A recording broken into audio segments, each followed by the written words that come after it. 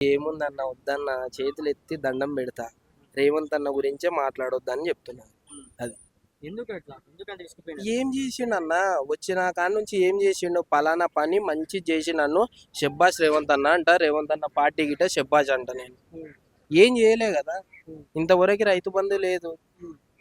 రైతు బంధు నువ్వు వేస్తే పొలం దున్నితే నలుగురికి పని ఉంటది, వ్యవసాయం చేస్తాడు ఆయన. 4 ఎకరాల వరకు ఉన్న వాళ్ళకి ఏడబడ్డాయి అన్న. ఎన్ని ఎకరాలు ఉంది బ్రదర్ మీకు?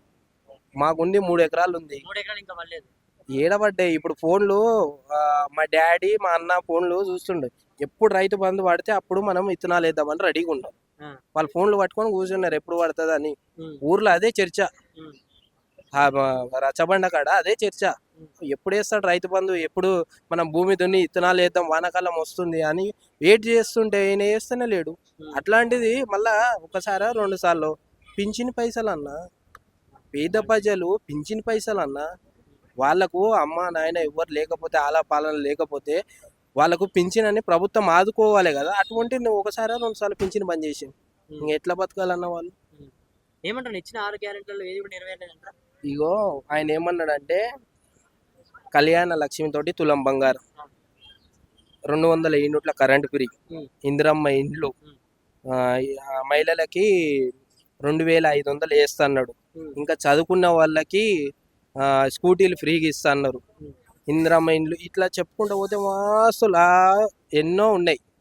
ఏవి చేయలే ఇంతవరకు. ఆ మూసి అని హైడ్రా అని ఒక డ్రామా పెట్టుకున్నాడు. పేద ప్రజల ఇండ్లు కూడా కొడతారా అన్న? ఇప్పుడు ఆ పేద ప్రజలే నిన్ను గెలిపించింది ఓట్లు వేసి, ఆ పేద ప్రజల ఇండ్లు కూలగొడుతుంది. ఇట్లా మంచి పనులు చేయకుండా అన్ని కూలగొట్టే కార్యాలు, రైతు బంధు బంద్ చేయడం, ఇటు పింఛని బంద్ చేయడము, నువ్వేమి ఇవ్వకుండా మళ్ళీ నేను అన్ని ఇస్తున్నా అని చెప్పుకోవడము, ఏవి లేకుండా అన్ని డెవలప్మెంటింగ్ లేకుండా పనులు చేసుకోవడానికి ఇప్పుడు పనులు లేకుండా ఇట్లా చేసిండు. నువ్వు రైతు బంద్ చేస్తే భూమి అన్న దున్నుతుంటే అట్లాంటిది అది గిట్ట లేదు కదా. మళ్ళీ ప్రభుత్వం చెప్పిన లెక్కల ప్రకారం దాదాపు 4 ఎకరాల వరకు పడ్డాయి అన్నారు. అందులో భాగంగా మాకు 4 ఎకరాలకి అయితే పడ్డాయి. ఎకరాకే వాడలే. మాకే 4 ఎకరాలకు పడ్డాయి. ఎకరాకు వాడలే. ఎకరాకు వాడలే. ఇంతకుముందు కేసీఆర్ ఉన్నప్పుడు కూడా ఏ గ్యాప్ లేకుండా పడ్డా అస్సలు విడతకి వేస్తుండే అన్న. కరోనా టైంలోనే విడతకి వేసిండు. కరోనా ఎట్లా ఉండే డేంజరస్ గా ఎవడు అడుగు పెట్టడానికి లేకుండే. అటువంటి కరోనా టైంలోనే కేసీఆర్ గారు ఇచ్చిండు. ఎందుకు తలుస్తుండు మళ్ళీ ఈ రోజు కేసీఆర్ అన్న నువ్వు రావాలి అని ప్రజల్లో ఎంత ఆవేదన ఉంది తెలుసా? నువ్వు రావాలి, కేసీఆర్ రావాలి. ఇప్పుడు ఒక అన్ని వచ్చినాయి, నీళ్ళు వచ్చినాయి, కరెంట్ వచ్చింది, అంతా బాగుంది, మంచిగా ఉంది. అన్ని ఉద్యోగాలు వచ్చినాయి, అంతా బాగానే ఉంది. సరే ఈయన ఇంకా పైన ఇంకా బంగారం ఇస్తున్నాను ఇట్లా మహిళలు వేయడము, ఇటు రైతు బంధు పెంచుతుండు 15,000 అని ఇటు రైతులు వేయడము, ఇటు విద్యార్థులు గిట్ట మంచి ఉద్యోగాలు వస్తాయేమో అని వీళ్ళు ఇట్లా వేయడము. సరే ఒక ఛాన్స్ ఇచ్చిండ్రు, మంచి చేస్తాడేమో కాంగ్రెస్ పార్టీ అని ఒక ఛాన్స్ ఇచ్చింది. వచ్చినాక ఏం చేస్తుంది? ఏం చేస్తలేదు. బస్సు ఫ్రీ అన్నారు అన్న. ఎవరికి ఉపయోగం అన్న బస్సు ఫ్రీ? ఇప్పుడు నాగిట అక్క చెల్లెలు ఉన్నారు కాదు, అక్క చెల్లెలు నాగిట ఉన్నారు. మహిళలకు ఉపయోగం ఉంటే బస్సు ఫ్రీ పెట్టేది ఉండే. ఇప్పుడు మళ్ళీ ఇప్పుడు పెళ్లి చేసుకునేవాడో, నేనే పెళ్లి చేసుకున్నాను అనుకో, నేను పెళ్లి చేసుకున్నా మళ్ళీ నా భార్య బస్సు ఎక్కి ఊరేగరికి పోతుంది. ఇప్పుడు నేను అన్నం వండుకోవాలన్నా, బట్టలు ఉతుకోవాలన్నా, నేను పని చేసుకోనికి ఏదో ఒక పని, హోటల్ పని లేకపోతే ఏదో పని చేసుకోనికే పోవాలి. మళ్ళీ ఆమె వండి పెట్టకుండా బస్సు ఎక్కి తిరుగుకుంటూ ఉంటే మళ్ళీ నా బతికేం కావాలి?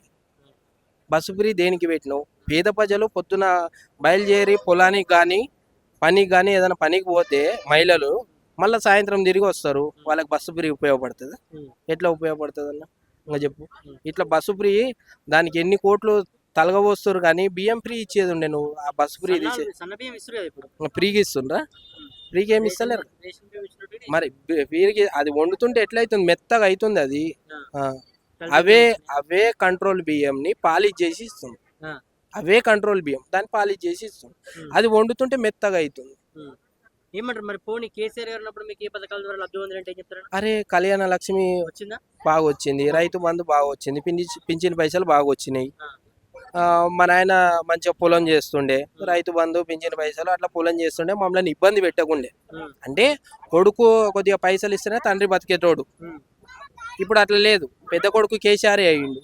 పింఛన్ పైసలు వేసే, రైతు బంధు వేసే, వాళ్ళు రైతు పొలం చేస్తుండు, దున్నుతుండు, మళ్ళీ రైతు బంధు పడుతుంది, మళ్ళా పంటలు కొంటుండ్రు, అందులో పైసలు వస్తున్నాయి, మళ్ళీ పింఛన్ పైసలు వేసిండు.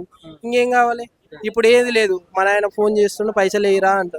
ఏంటికి మనకు వస్తున్నాయి కదా పింఛన్ పైసలు, రైతు బంధు 4,000 పింఛన్ అన్నారు వీళ్ళు గతంలో. ఉమ్. ఇప్పుడు ఆ 2,000 గిట్ట చక్కగా చేస్తలేదు. ఏది గత ప్రభుత్వం చేసిన అప్పులు తీర్చనీకే బడ్జెట్ వెళ్ళిపోతుంది అంటున్నారు. ఇప్పుడు ఏమన్నా అంటే కేసీఆర్ అప్పులు చేసిండు, ఉమ్. ఆ, ఆ అప్పులు కట్టడానికనే సరిపోతున్నాయి అన్నాడు. మళ్ళీ ఏమంటాడు, ఆ, అప్పు ఎవడు ఇస్తలేడు మాకు, మమ్మల్ని ఎవరు నమ్ముతలేరు ఉమ్. అంటుండు. మళ్ళీ ఇంకా అటువంటి పార్టీని ఇంకా అన్నారు, చాలా మంది అన్నారు ఈ 6 ఏళ్ళలోనే కూలిపోతుంది అంటే, నేను ఎందుకు కూలిపోతుంది అనుకున్నా, ఇట్లా ఉంటే కూలిపోతుంది. ఉమ్. నీకు అప్పే ఉడతలేదు అంటుండు, ఎవడు ఇస్తలేడు మమ్మల్ని నమ్ముతలేడు ఎవడు అంటుండు. ఉమ్.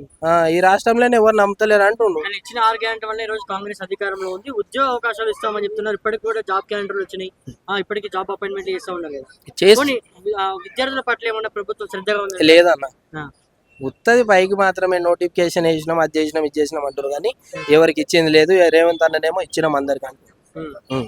ఆ నోటిఫికేషన్ ఇచ్చింది అంతే తప్పితే ఎవరికి ఇచ్చింది లేదు. అట్లనన్నా చేసే చెప్పాస్ అన్న రేవంత్ అన్న అంటుంటే నేను అట్లా గిట్ట లేదు అంటే కదా, మొత్తానికి నువ్వు ఏ పథకం ద్వారా లబ్ధి పొందావు? ఏది లేదన్నా. ఇక్కడ ఏ కాన్స్టిట్యూన్సీ వస్తుంది మీది?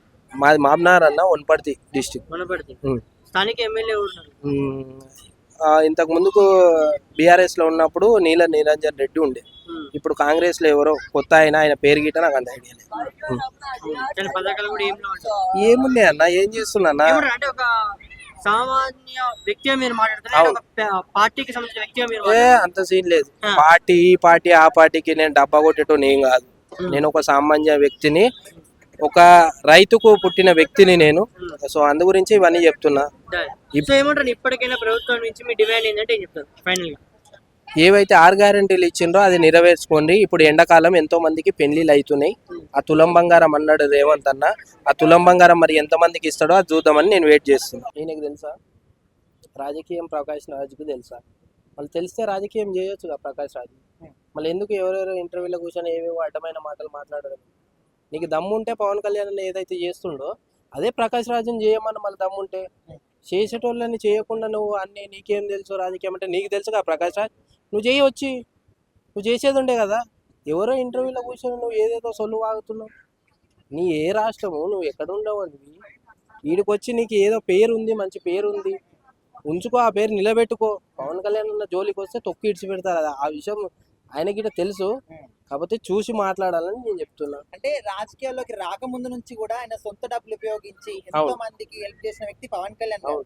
అయితే ఇప్పుడు ఇక్కడ పిఠాపురం సమస్యలు తీసుకెళ్లి మధ్యప్రదేశ్ లో అక్కడెక్కడో మాట్లాడతాడని, ఆయనకు అసలు ఏం మాట్లాడుతాడో అర్థం కాదని, సో ఈ విధంగా ప్రకాష్ రాజ్ గారు అన్నారు. సో ఇలాంటి గొప్ప వ్యక్తి గురించి మాట్లాడే అర్హత గానీ ఆయనకు ఉందనుకోవచ్చా? ఆయనకు లేదు. ఆయన ఎవరన్నా ప్రకాష్ రాజు సినిమాలలో ఏదో పేరు వచ్చింది, ఆ పేరును నిలబెట్టుకో అని చెప్తున్నా. పవన్ కళ్యాణ్ అన్న జోలికి రావద్దు, వస్తే తొక్కి ఇడిచి పెడతారు నేను అది చెప్తున్నా. ఒకటి, నువ్వు సినిమాలు చేసుకుంటావు, సినిమాలో చేసుకో, సరే అంతో ఇంతో నీకు డబ్బులు వస్తున్నాయి, సో నీకు డబ్బు అహంకారంతో దీంతో ఏది పడితే అది మాట్లాడొద్దు అని చెప్తున్నా ప్రకాష్ రాజ్ గారికి. పవన్ కళ్యాణ్ అన్న అదన్నా చేస్తుండు. ఈ ప్రకాష్ రాజు సంపాదించి కోట్లు సంపాదించుగా, ఎవరికన్నా 10 రూపాయలు దానం చేసిండు? చేయలేదు కదా. మరి మాట్లాడే హక్కు నీకేముంది? ప్రకాష్ రాజుకి మాట్లాడే హక్కు పవన్ కళ్యాణ్ అన్న గురించి నీకు ఏడ ఉంది? నీ ఏ రాష్ట్రము, నువ్వు ఎక్కడ నుండి ఈరోజు నీకు మంచి పేరు ఇచ్చిండు తెలుగు ప్రజలు, తెలుగు ఇండస్ట్రీ కానీ నీకు మంచి పేరు ఇచ్చింది, అది నిలబెట్టుకోవాలి. కానీ వీళ్ళ మీదనే నువ్వు ఇట్లా మాట్లాడినావు అనుకో, ఇంటికి పంపించేస్తాను, నీ రాష్ట్రానికి నువ్వు వెళ్ళిపోవాల్సింది. ఓకే బ్రో, మీరు అంటే ఒక సాధారణ వ్యక్తి లాగా, ఒక పౌరుడు లాగా జెన్యూన్ గా చెప్పండి. పవన్ కళ్యాణ్ గారు రాజకీయాల్లోకి వచ్చి ఇప్పుడు ఒక స్థాయిలో ఉన్న తర్వాత, డిప్యూటీ సీఎం వచ్చిన తర్వాత ప్రజెంట్ అక్కడ ఉన్నటువంటి పరిస్థితులు ఏ విధంగా ఉన్నాయి? ఆయన పరిపాలన ఎట్లా ఉంది? చాలా మంచి కార్యక్రమాలు చేస్తున్నా. రోడ్లు వేపియడం కానీ, పేద ప్రజలు ఎక్కడ మారుమూల ఉన్న పేద ప్రజలను గిట్ట ఆదుకోవడం కానీ. మొన్న రీసెంట్గా ఒక ఊరికి వెళ్తే గిట వాళ్ళకి చెప్పులు లేకపోతే ఇమ్మీడియట్గా చెప్పులు ఇవి తొడగండి వాళ్ళకని వాళ్ళ దగ్గరికి తీసుకెళ్ళి తొడిగిపిచ్చి ఇంత మంచి పనులు చేస్తున్నారు. ఈ ప్రకాష్ రాజుకి ఇవన్నీ కళ్ళు కనిపిస్తుంది. ఏ పడితే అవి మాట్లాడొద్దు. ప్రకాష్ రాజు గారికి ఒకటే చెప్తున్నా, ఏ పడితే అవి మాట్లాడొద్దు. పవన్ కళ్యాణ్ అన్న జోలికి వచ్చింది అనుకో, తొక్కి ఇడిచి పెడతాం, పాతాల లోకల్